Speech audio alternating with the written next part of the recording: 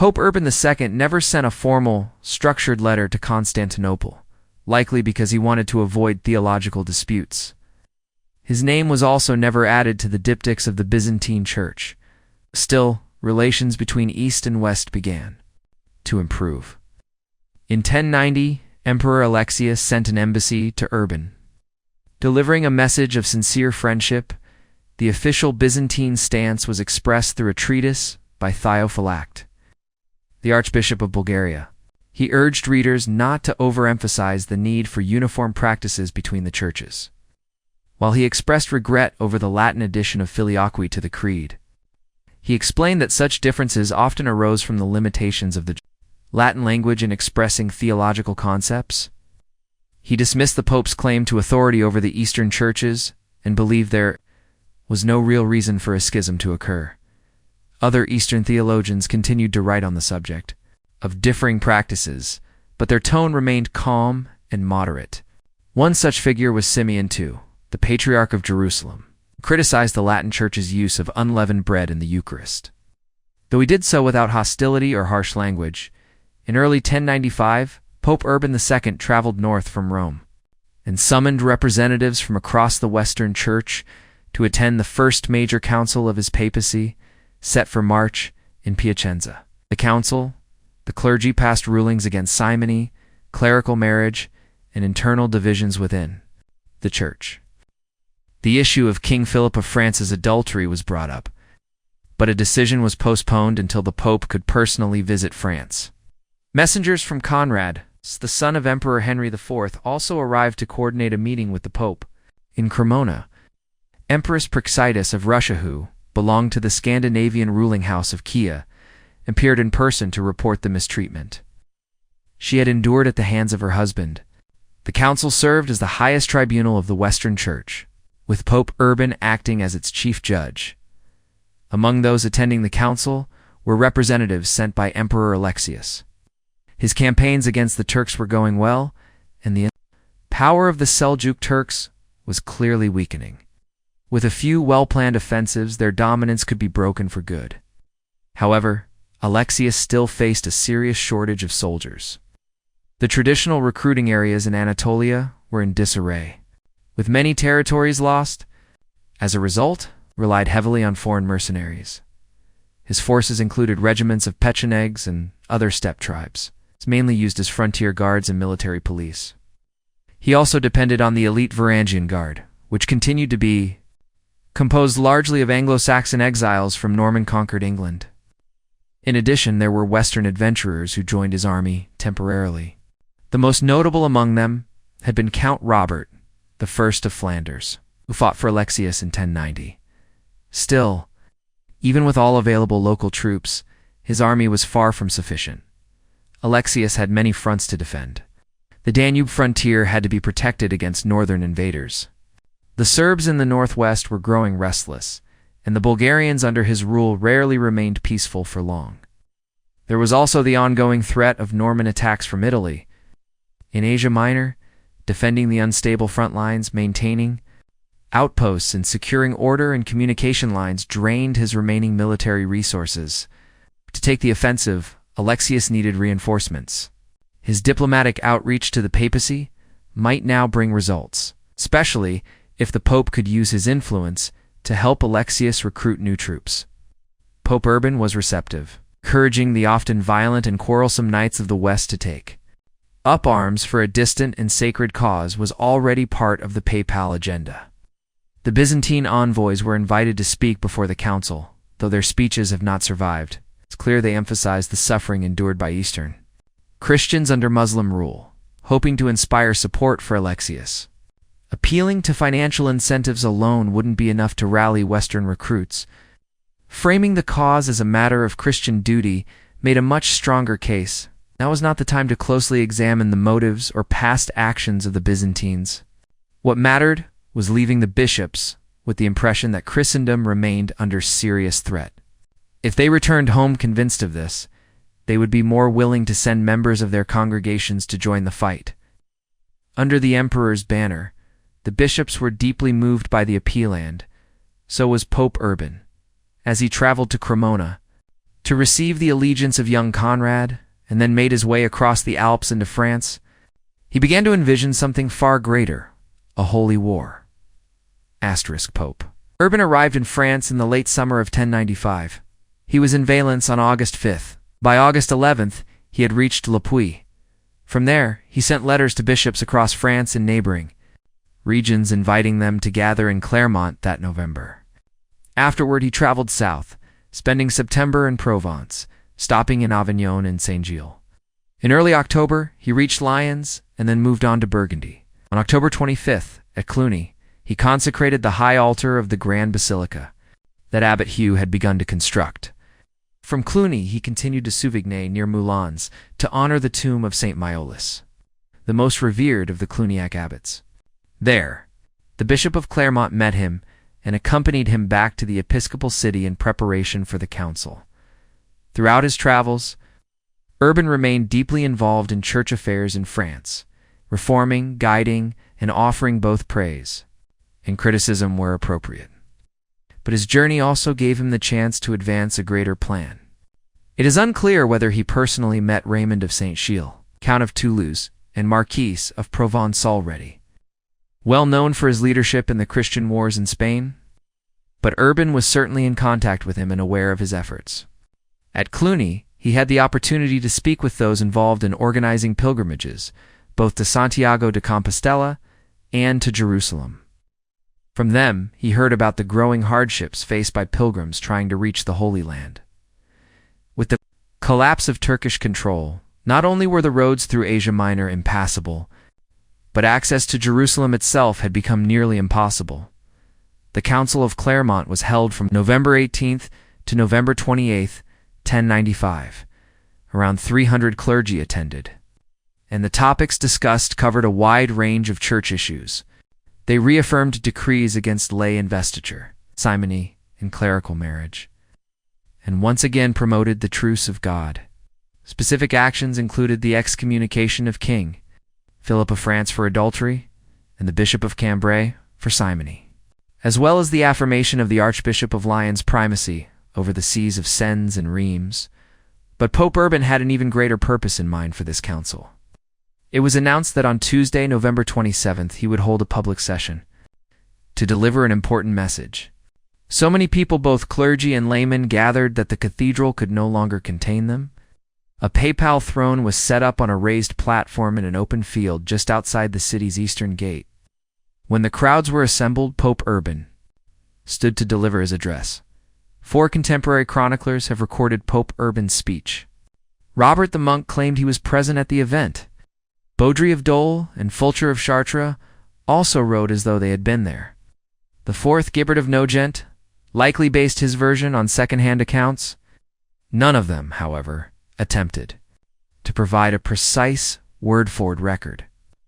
And all of them wrote their accounts years later, shaping their narratives with the benefit of hindsight.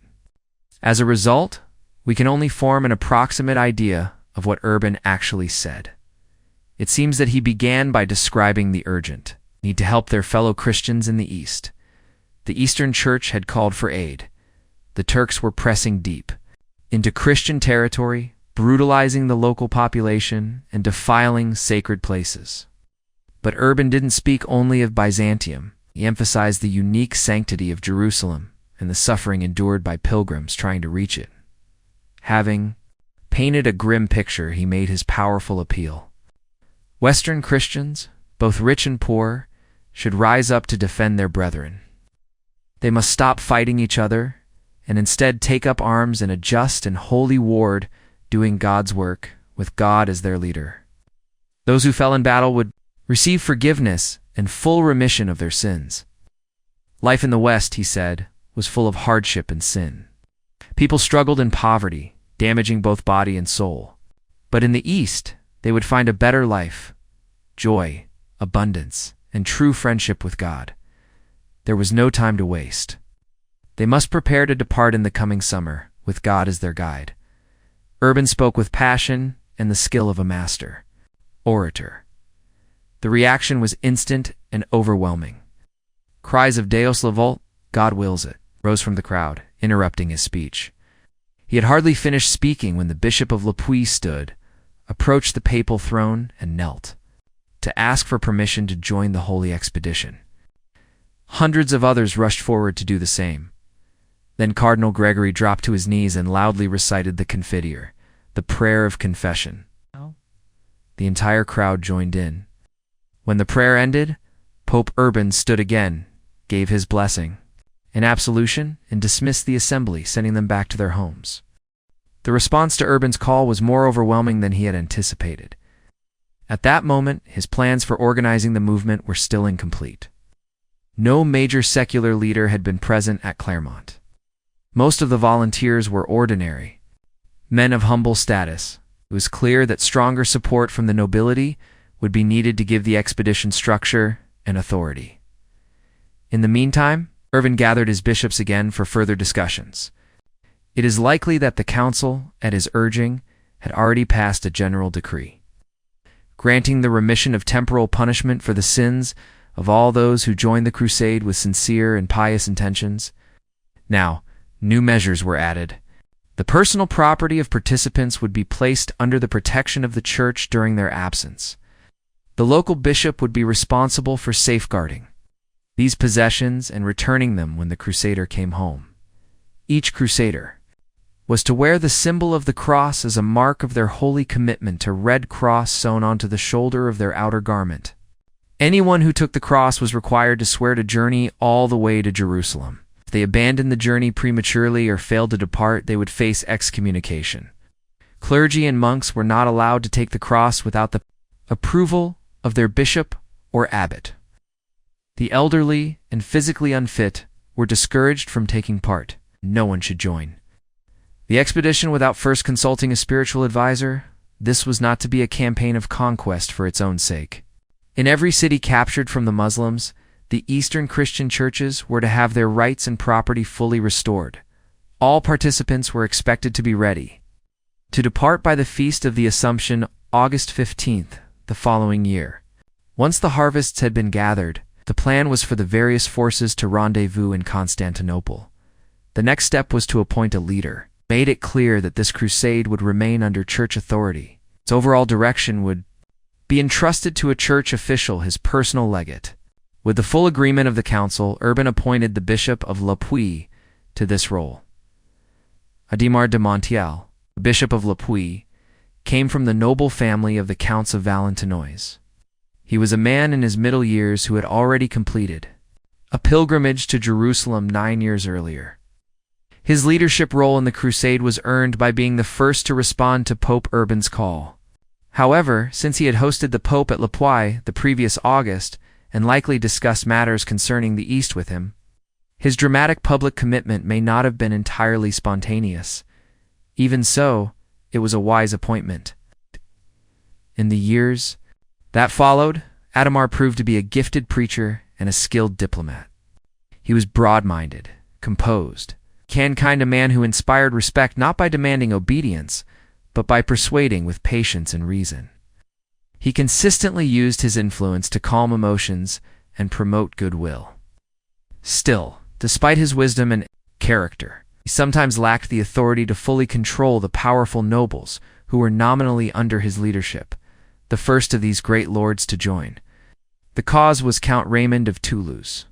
On December 1st, while Urban was still in Clermont, messengers arrived announcing that Raymond and many of his knights had taken the cross. Since Raymond was in Toulouse at the time, he could not have heard Urban's speech firsthand. He must have been informed in advance. Being the first noble to hear of the crusade and to take the vow, Raymond believed he deserved to lead the secular forces. He envisioned himself as the Moses to Adhemar's Aaron. Pope Urban, however, did not grant him that title, though Raymond never fully let go of the idea. For the time being, he pledged to work in cooperation with Adhemar. Urban left Clermont on December 2nd. He visited several Cluniac monasteries before spending Christmas in Limoges, where he preached the crusade in the cathedral. From there, he continued north through Poitiers and into the Loire Valley.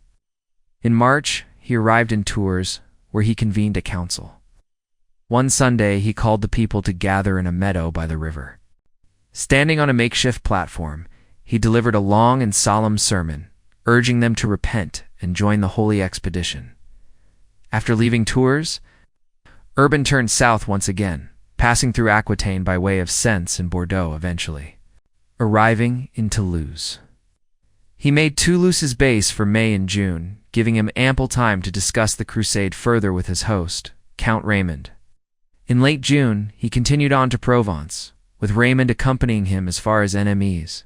In August, Pope Urban crossed back over the Alps into Lombardy. His journey had been far from leisurely. Throughout his travels, he continued meeting with clergy, writing letters, and working to complete the reorganization of the Church in France. Above all, he was focused on advancing his plans for the crusade. Letters from the Council of Clermont summarizing its decisions were circulated among bishops across the West. In some regions, provincial councils were held to receive and act on these decrees. It is also likely that the leading secular powers of Europe were formally informed of the Pope's intentions. At the end of 1095, writing from Limoges, Urban addressed a letter to the faithful in Flanders, urging their support and pointing them to the decisions made at Clermont. The response from Flanders and nearby regions was everything he could have hoped for. In July 1096, while Urban was in Nîmes, King Philip of France sent word of his complete submission concerning his adultery. Around the same time, Philip's brother Hugh of Vermandois pledged to join the crusade. Also in July, Raymond of Toulouse demonstrated his commitment by donating many of his properties to the monastery of St. Gilles. It may have been at Raymond's suggestion that Urban decided naval support would be necessary to ensure the crusade's supply lines. 2 papal legates were dispatched to the Republic of Genoa with letters requesting assistance. Genoa agreed to provide 12 galleys and some transport vessels, though it delayed their deployment to first determine whether the crusade was truly gaining momentum. The Genoese fleet would not sail until July 1097. But in the meantime, many Genoese citizens took the cross themselves. By the time Urban returned to Italy, he could be confident that his great initiative was succeeding. His call had been heard. Across Europe, from Scotland, Denmark, and Spain, men flocked to make their vows. Some sold or pawned their property to fund the journey. Others, expecting never to return, gave everything they had to the church. A large enough number of high-ranking nobles had committed to the cause to give the expedition serious military weight. In addition to Raymond of Toulouse and Hugh of Vermandois, the crusade now counted among its leaders Robert of Flanders, Robert, Duke of Normandy, and his brother-in-law Stephen, Count of Blois. Even more surprising was the participation of men loyal to Emperor Henry IV. Chief among them was Godfrey of Bouillon, Duke of Lower Lorraine, who took the cross along with his brothers Eustace, Count of Boulogne, and Baldwin. These major figures were joined by many lesser nobles, as well as a few distinguished churchmen, including the Bishop of Baux in Italy. Pope Urban encountered the same enthusiasm for the crusade. In September 1096, he wrote to the people of Bologna, thanking them for their eagerness, while also urging caution. He advised that no one should depart for the east without first getting permission from their priests, and newly married men were not to leave without their wives' consent. Meanwhile, news of the crusade had spread to southern Italy, where it was warmly received by many of the Normans always ready for new conquests. While the Norman princes initially hesitated, Bohemond, the son of Robert Guiscard, and now Prince of Taranto, saw the opportunity it presented. His political ambitions in Italy had been blocked by his brother Roger Borsa and his uncle Roger of Sicily, and the crusade gave him a new path forward. Bohemond, along with many of his relatives and allies, took the cross. Their involvement brought the movement a wealth of skilled and daring soldiers among the finest in Europe.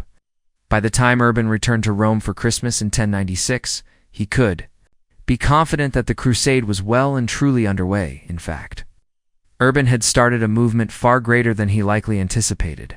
It might have been easier to manage if fewer powerful nobles had responded to his call. Although most of them, Bohemond being the notable exception, were genuinely motivated by religious devotion. Their personal ambitions and rivalries would soon create challenges far beyond the control of the church's appointed leader.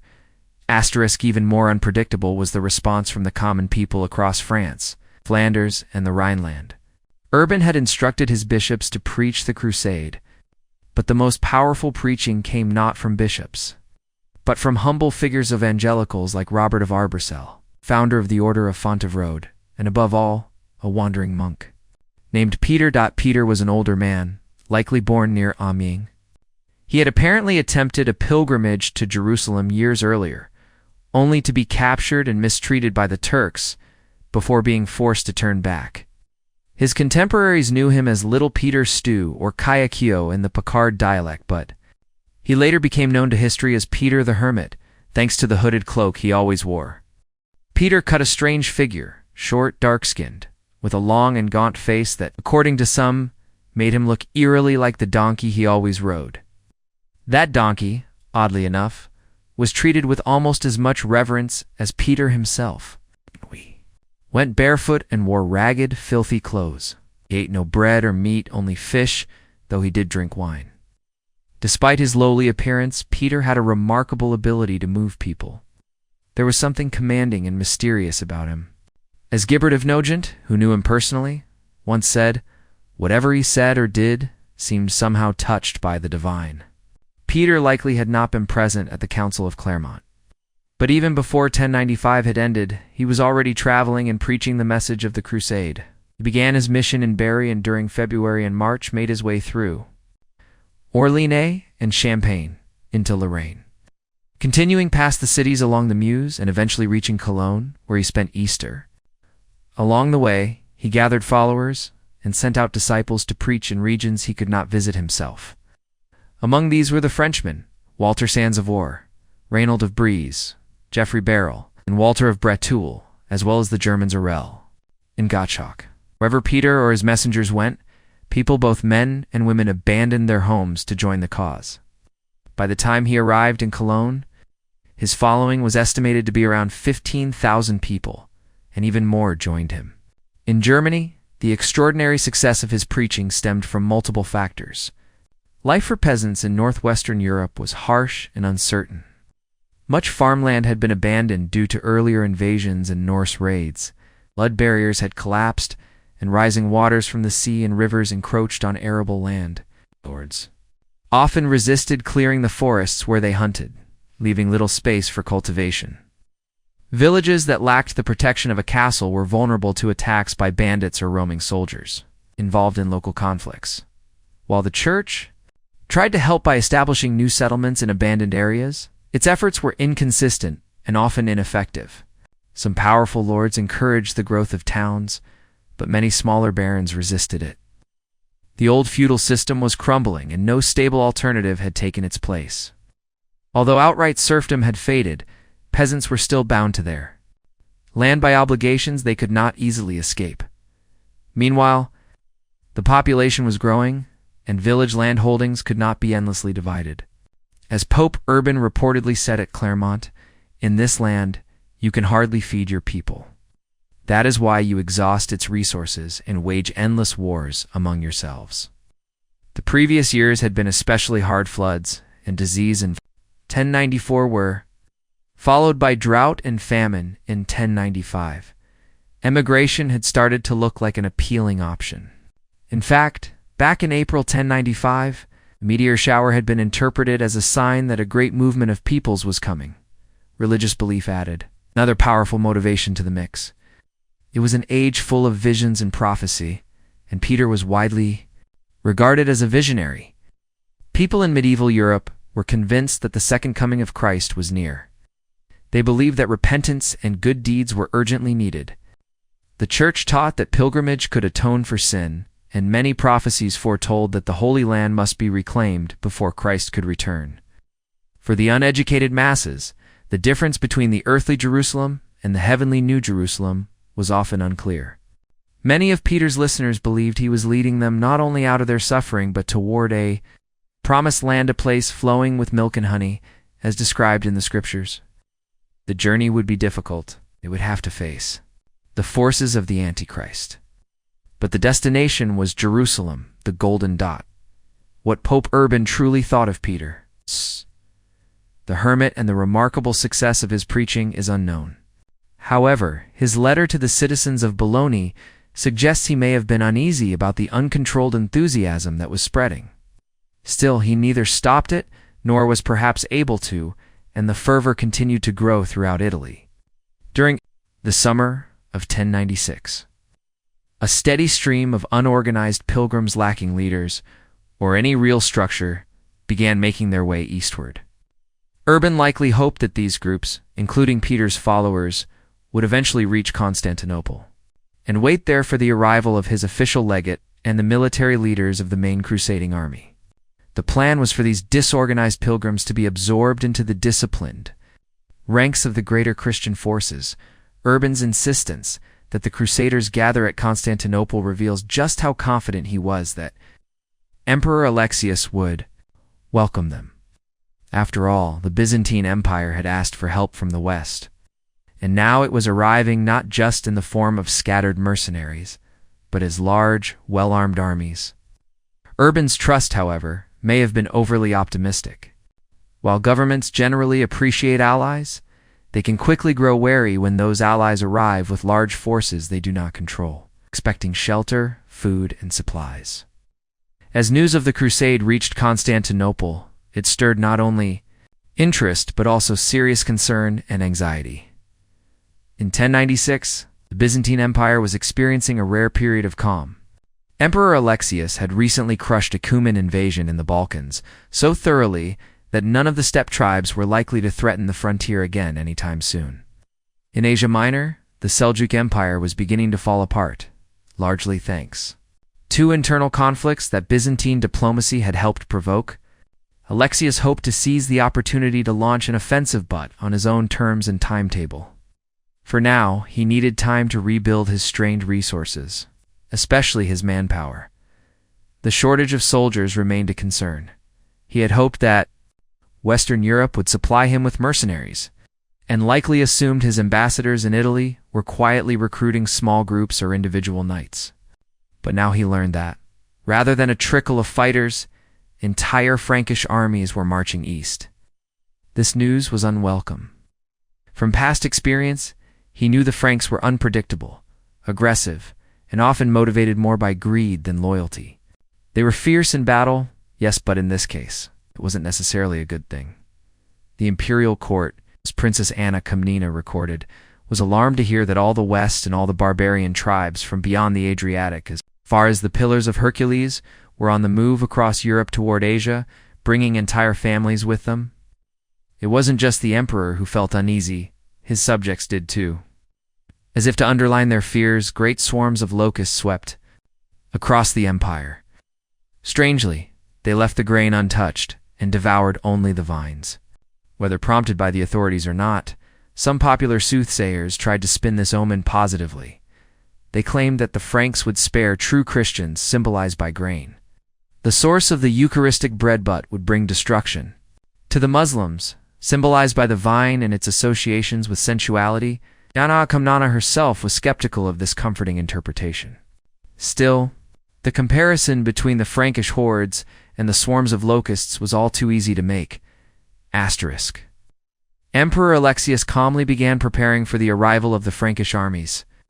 They would need food and supplies as they passed through his lands, and precautions had to be taken to prevent them from looting the countryside or harassing the population.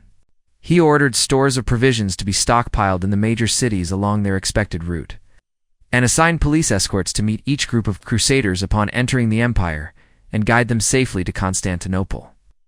There were two major roads across the Balkans: the northern route, which crossed the frontier at Belgrade and led southeast through Nish, Sofia, Philippopolis, and Adrianople, and the Via Ignatia, which began at Dyrrhachium on the Adriatic, passed through Achrida and Edessa, modern Vodina, then Thessalonica, Mosinopolis, and Salimbria, before reaching the capital. Since the time of the large German pilgrimage in 1064, the northern route had fallen out of use among Western travelers. The number of pilgrims had declined overall. Those who still made the journey preferred the southern road. Asterisk, because most of Alexius's information about the crusade came from Italy. He assumed the Western armies would cross the Adriatic and use the Via Egnatia. Accordingly, he ordered supplies to be sent to Dyrrhachium and other key cities along the route. He instructed his nephew, John Comnenus, the governor of Dyrrhachium, to give the Crusader leaders a warm welcome, but also to make sure that their forces were carefully monitored by the military police. High-ranking envoys from Constantinople would be dispatched to greet each commander personally. Meanwhile, Admiral Nicholas Mavrakata Kalin sailed with a fleet into the Adriatic to monitor the coastline and report the arrival of the Crusader transports. Alexius himself remained in Constantinople, awaiting updates. Since he knew that the Pope had set August 15th as the official departure date, he did not rush his plans. Then, unexpectedly, at the end of May 1096, a messenger arrived from the north with urgent news. The First Frankish army had already crossed Hungary and entered the empire at Belgrade. Peter the Hermit arrived in Cologne with his followers on Holy Saturday, the 12th of April, 1096. It was there that he began to truly understand the challenges of leading a mass movement of common people. The enormous and diverse crowd he had assembled included people from many regions and social backgrounds. Some had brought their wives and even children. Most were peasants, but there were also townspeople, younger sons of noble families, and even ex-brigands and criminals. The only thing they all had in common was the passionate religious faith that had driven them to abandon everything and follow Peter. They were eager to continue their journey. In fact, it was crucial to keep them moving if they were to be fed, since few areas in medieval Europe produced enough surplus food to support such a large group for long. However, Cologne was located in a fertile region with excellent river access, so Peter wanted to take advantage of the location to pause briefly. His aim was to preach to the local German population and, if possible, recruit more supporters, especially from the nobility in France and Flanders. Knights had typically joined the crusade by aligning themselves with powerful lords, but no. Major German noble had committed to the Holy War, which left an opportunity. Peter's preaching in Cologne proved effective. Several members of the lesser nobility were inspired to take the cross, including Count Hugh of Tübingen, Count Henry of Schwarzenberg, Walter of Teck, and the three sons of the Count of Zimmern. The French followers, however, grew impatient. Walter Sanzivor decided he wouldn't wait in Cologne. Shortly after Easter, probably on Easter Tuesday, he left the city with a few thousand compatriots and headed toward Hungary. They marched up the Rhine and Neckar rivers and then followed the Danube. Reaching the Hungarian border on the 8th of May there, Walter sent a message to King Koloman, requesting permission to cross the kingdom and asking for help in securing provisions for his troops. Koloman responded favorably, and Walter's army passed peacefully through Hungary without any trouble. By the end of the month, it reached the frontier town of Semlin and crossed the river Save into Byzantine territory at Belgrade. But the military commander at Belgrade was caught off guard, had received no instructions on how to handle such a large and sudden influx of people. He quickly sent word to Niš, the seat of the governor of the Bulgarian province. The governor, a dutiful but unremarkable official named Nicetas, was equally unprepared. He in turn dispatched a messenger to Constantinople to report Walter's unexpected arrival. Meanwhile, Walter's followers in Belgrade demanded food. But the harvest had not yet come in, and the local garrison had no surplus to offer. Frustrated and hungry, Walter's men began to raid the surrounding countryside. Tensions rose further due to an earlier incident at Semlin, where 16 of Walter's men delayed and left behind attempted to loot a market. The Hungarians caught them, stripped them of their weapons and clothing, and displayed their gear on Semlin's city walls as a warning. The men were sent across the river to Belgrade, naked and humiliated. As the pillaging intensified around Belgrade, the local commander responded with force. Several of Walter's men were killed in skirmishes, and some were even burned alive in a church. Eventually, Walter managed to lead his force onto Niš, where Governor Nicetas received them more graciously and provided food, though he kept them there until instructions arrived from Constantinople. The emperor, who had believed the crusade would not depart the west until the Feast of the Assumption, the 15th of August, now had to accelerate his preparations. He instructed Nicetas to allow Walter and his followers to proceed under escort. With their escort, Walter's group continued the journey without further incident. In early July, they arrived at Philippopolis, where Walter's uncle, Walter of Poissy, passed away. By mid-July, they had reached Constantinople. From Walter, Nicetas learned that Peter the Hermit was not far behind and that he was leading a much larger crowd. Nicetas therefore moved north to Belgrade to meet him and made contact with the Hungarian authorities at Semlin to prepare for the next wave. Peter the Hermit left Louvain, Cologne, around the 20th of April, while the Germans had initially mocked his preaching. Many thousands eventually joined him. At this point, his followers probably numbered close to 20,000 men and women. Inspired by his message, other Germans planned to follow later under the leadership of Gottschalk and Count Emich of La Ischien. From Cologne, Peter and his followers took the usual route along the Rhine and Neckar rivers to the Danube. When they reached the Danube, some decided to travel by boat down the river. Peter, however, marched with the main group along the road south of Lake Ferto and entered Hungary near Odenburg. He rode his donkey, while the German knights rode on horseback. Wagons carried their supplies, including a chest of money Peter had collected for the journey, but the vast majority of the people walked on foot. Where the roads were good, they managed to cover about 25 miles a day. King Koloman of Hungary welcomed Peter's envoys just as kindly as he had received Walter Sanzivores. He gave them permission to pass through his kingdom, warning only that any pillaging would be punished. The army moved peacefully through Hungary during late May and early June. At some point, likely near Karlovci, they were rejoined by those who had traveled by boat. On the 20th of June, they reached the frontier town of Semlin. Their troubles began.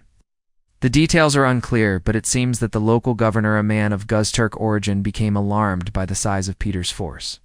He and his counterpart, on the other side of the border, tried to tighten security. Peter's army grew suspicious. They had heard rumors of how Walter's men had suffered, and they were unnerved to see the weapons of the 16 executed men still hanging on the city walls. Tensions rose. What could have been a minor incident escalated over a dispute about a pair of shoes. A fight broke out, turning into a full-scale battle. Likely against Peter's wishes, some of his men led by Geoffrey Beryl attacked the town and managed to storm the citadel. In the chaos, about 4,000 Hungarians were killed, and Peter's men seized a large stockpile of provisions, fearing the king's retaliation. The army rushed across the river, save into Byzantine territory. They stripped houses of timber to build makeshift rafts for the crossing.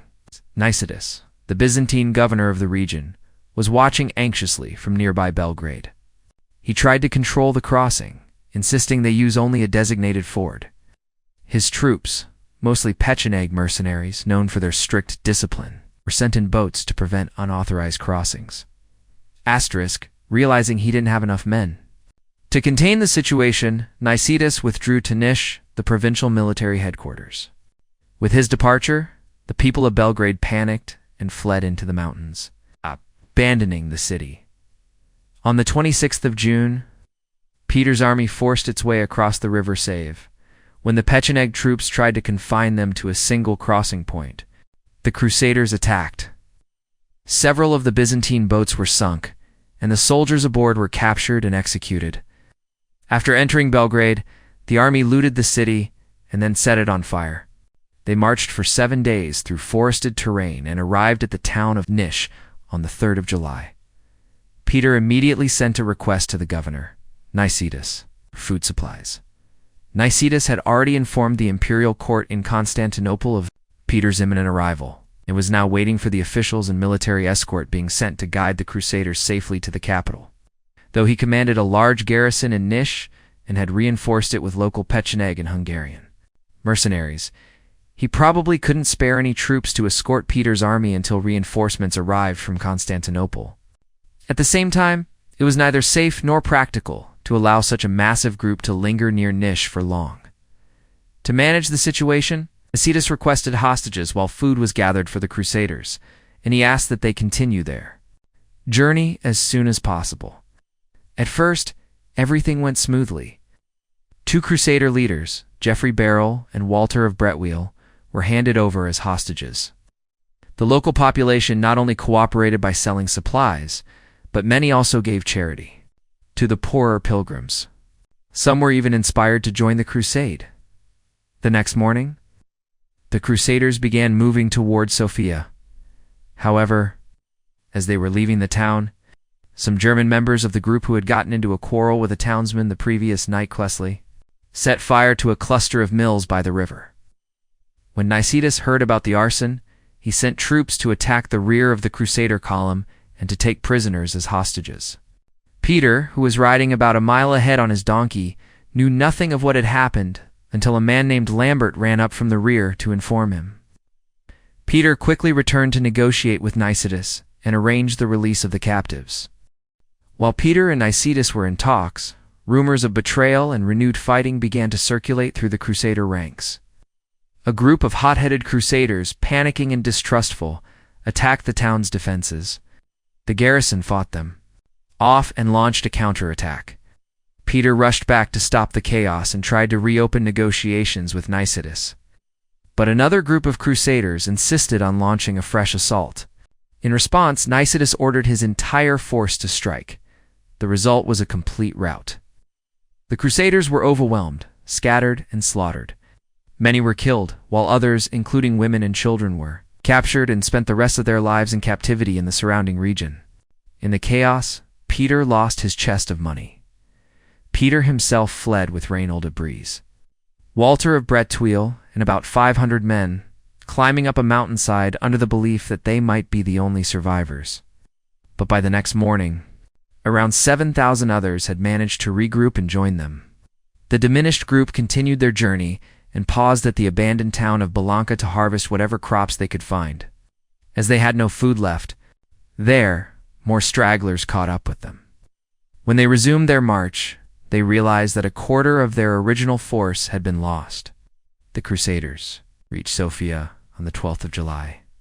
There they were met by imperial envoys and an escort sent from Constantinople, with instructions to keep the pilgrims fully supplied and to ensure they never stayed in one place for more than 3 days. From that point on, the journey went smoothly. The local people were friendly. At Philippopolis, the Greeks were so moved by the stories of the Crusaders' hardships that they gave them money, horses and mules out of generosity. 2 days outside Adrianople, more imperial envoys greeted Peter with a message from the emperor.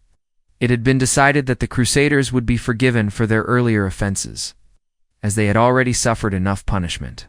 Peter wept with joy at the mercy and favor shown to him by such a powerful ruler. The emperor's interest in the Crusaders did not end when they arrived in Constantinople on the 1st of August. He was curious to meet their leader, and Peter was invited to a court audience where he was given financial assistance and sound advice. But to Alexius, who was an experienced and pragmatic statesman, the expedition looked unimpressive and disorderly. He feared that if they crossed into Asia, they would be destroyed by the Turks. Still, their lack of discipline made it essential to move them away from Constantinople as quickly as possible. The Westerners caused endless trouble. They looted the suburbs, broke into villas and palaces, and even stripped lead from the roofs of churches. Although strict controls were in place to limit entry into the city, only small groups of sightseers were allowed through the gates. It was impossible to keep order throughout the surrounding area. Walter Sanzivor and his men had already reached Constantinople, and several groups of Italian pilgrims arrived around the same time. These groups merged with Peter's forces, and on the 6th of August, the entire army was ferried across the Bosphorus to Asia. Once on the Asian shore, they advanced in their usual unruly fashion, looting homes and churches, and marched along the coast of the Sea of Marmara toward Nicomedia. The city had been largely abandoned since it was sacked by the Turks 15 years earlier. At Nicomedia, tensions erupted between the Germans and Italians on one side and the French on the other. The former group broke away from Peter's leadership and chose an Italian noble named Reynold as their commander. Both parts of the army eventually turned westward, following the southern shore of the Gulf of Nicomedia. and arrived at a fortified encampment known as Civetot by the Greeks and Civetot by the Crusaders. This site had originally been prepared by Emperor Alexius for his English mercenaries near Helenopolis. It was an ideal location, fertile, with access to fresh supplies brought by sea from Constantinople. Emperor Alexius had strongly advised Peter the Hermit to wait for the arrival of the main crusading armies before engaging in any military action against the infidels. Peter was deeply influenced by this advice and had no intention of launching an attack. But his authority among the Crusaders was rapidly fading. Both the Germans and Italians under Reynold meant Peter's own French followers, led primarily by Geoffrey Barrel, ignored orders to remain in camp and rest. Instead, they competed with each other in looting the surrounding countryside. At first, they raided nearby areas, but before long, they pushed cautiously into Turkish-held territory, attacking villages and robbing the inhabitants, many of whom were actually Greek Christians. In mid-September, several thousand French crusaders went as far as the outskirts of Nicaea, capital of the Seljuk Sultan Kilij Arslan. They plundered the surrounding villages, seized livestock, and tortured and massacred the local Christian population with shocking brutality. Some reports even claimed they roasted babies over open fires. When the Turks sent out a force to repel them, the Crusaders fought fiercely and forced them to retreat. They returned to Civetot and sold their loot to other Crusaders and local Greek sailors, jealous of the Frenchmen's success. The Germans organized their own expedition toward the end of September. Led by Reynold, the group included around 6,000 people, among them priests and even bishops. Marching past Nicaea and pillaging as they went, they reportedly spared the Christian population. Eventually, they captured a hilltop fortress called Xerigordon. It was well stocked with supplies, and the Crusaders planned to use it as a base for further raids. When Sultan Kilij Arslan learned of this, he sent a senior general with a strong force to recapture the castle. Xerigordon's main weakness was its water supply, which came from a well just outside its walls and a spring further downhill. On the 29th of September, the Turkish army arrived, defeated a Crusader ambush, and took control of both water sources. Germans were now trapped and quickly grew desperate. They tried sucking moisture from the dirt, drinking the blood of their animals, and even consuming their own urine. The priests tried to console them, but to no avail. After 8 days, Reynold surrendered. The Turks promised to spare his life if he renounced Christianity. He agreed, along with others who abandoned their faith, rest those who remained. Christians were massacred. Reynold and his fellow apostates were taken captive and sent into exile, scattered as far as Antioch, Aleppo, and even Khorasan. News of Xerigordon's fall reached Civetot in early October. Soon after, 2 Turkish spies spread a rumor that Nicaea had been captured by the Crusaders and that the spoils were being divided up. As the Turks had hoped, this caused chaos in the camp. Excited by the false news, the Crusaders demanded to march immediately toward Nicaea. The leaders struggled to hold them back. Then, word arrived of what had really happened at Xerigordon. The mood turned from elation to panic. The Crusader commanders held a council to decide what to do next. Peter, meanwhile, had gone to Constantinople to seek support from the emperor. With his authority gone, he hoped to recover his influence by securing meaningful aid. Back at Civetot, some were eager to march out and avenge the Xerigordon defeat. But Walter Sanzivor persuaded the others to wait for Peter, who was expected to return in 8 days. Peter, however, did not come back. As rumors circulated that the Turkish army was advancing on Civetot, another council was called the more cautious leaders Walter Sanzivor, Ronald of Brise, Walter of Bretuil, Fulk of Orleans, and the German nobles Hugh of Tübingen and Walter of Teck urged the army to stay put until Peter returned. But Geoffrey Barrel, backed by the majority of the army, insisted that doing nothing would be cowardly and foolish. He won the argument. At dawn, on the 21st of October, the entire Crusader force, over 20,000 strong, marched out from Civetot to confront the enemy, leaving behind only the sick, the elderly, the women, the children. Barely 3 miles from the camp, at a narrow wooded valley near a village called Drakon, on the road to Nicaea, the Turks lay in ambush. The Crusaders, marching noisily and without caution, were led by mounted knights at the front. Suddenly, a volley of arrows flew from the trees, striking down the horses and throwing the cavalry into confusion. As their mounts stumbled and fell, the riders were thrown, and the Turks charged. The panicked cavalry turned and collided with the infantry, throwing the whole army into disarray. Although many knights fought with courage, a sudden ambush sparked a full-scale rout. Within minutes, the entire Crusader host was in retreat, fleeing in chaos back toward Civetot. Meanwhile, life at the camp was just beginning for the day. Some of the elderly were still asleep, and a few priests were celebrating early mass. Into this quiet scene burst terrified fugitives with the enemy close behind. There was no time to organize a defense. Soldiers, women, and priests were slaughtered before they could even react. Some tried to flee into the surrounding forests or even into the sea, but few escaped. Others lit large fires to hold back the Turks, using the smoke and wind to their advantage, managing to buy a little time.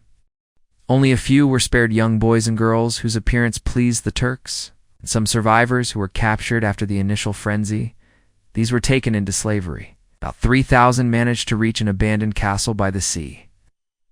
The building had long since fallen into disrepair. The desperate survivors used wood and even bones to block the doors and windows. Their makeshift barricades were just enough to withstand the Turkish assault. While the castle held out, the battlefield was covered in corpses by midday. Bodies lay scattered from the pass at Drakon all the way to the sea. Among the dead were Walter Sansavoir, Reynold of Brise, Fulk of Orleans, Hugh of Tübingen, Walter of Teck, Conrad and Albert of Zimmern, and many other German knights. Only a few leaders survived. Geoffrey Barrel, whose reckless leadership had helped bring about the disaster, along with Walter of Breteuil, William of Poissy, Darry of Schwarzenberg, Frederick of Zimmern, and Rudolf of Brandis. Most were seriously wounded at nightfall. A Greek who had accompanied the Crusaders managed to escape by boat and sailed to Constantinople to report to Peter and Emperor Alexius. We have no record of Peter's reaction, but Alexius immediately dispatched a fleet of warships carrying soldiers to Civetot. When the Byzantines arrived, the Turks abandoned their siege of the castle and retreated inland. The survivors were rescued, taken aboard the ships, and returned to Constantinople. Once there, they were given shelter in the suburbs, but there, weapons were taken away. Thus ended the People's Crusade. It had cost tens of thousands of lives, strained the patience of the Byzantine Emperor and his people, and proved a harsh lesson. Faith without wisdom and discipline was not enough to reach Jerusalem.